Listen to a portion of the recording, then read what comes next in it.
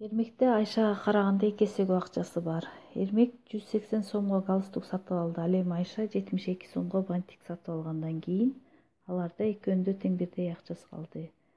Аларда канчадан акчасы калды?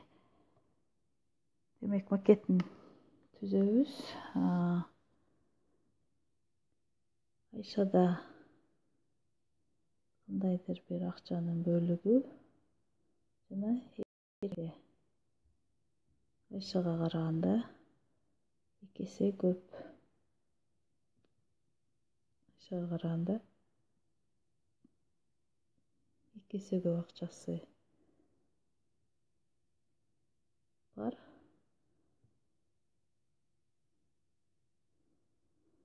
Эрмек 180 сомго галстук сатып алды, ал эми Айша 72 сомго бантик сатып алды. Демек, Айша кандайдыр бир акчасынан 72 сомго бантик сатып алса, анда Эрмек 180 сомго галстук сатып алды. Алар сатып алгандан кийин акчасы тең барабар акчага ээ болушту. Демек, 180 сомго галстук сатып алган болот. Демек, бул бөлүгүбүз 72. Себеби аларда барабар акча калган. Демек, 180ден кемитсек 72-ни биз 108 же болбосо бул бөлүгүбүз 108 сомду түзөт. Демек,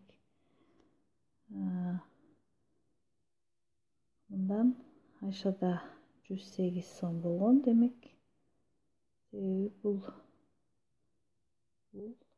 108 сом түзөт. Бөлүктөр 108ден кемитсек 72-ни 36.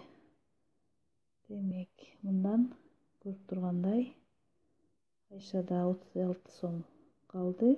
Ошондой эле аларда барабар акча калгандыктан тең 36 сомдон калган болот. Демек, жообубуз Айшада да 36 сом жана Эрмекте да 36 сом акчасы калган болот.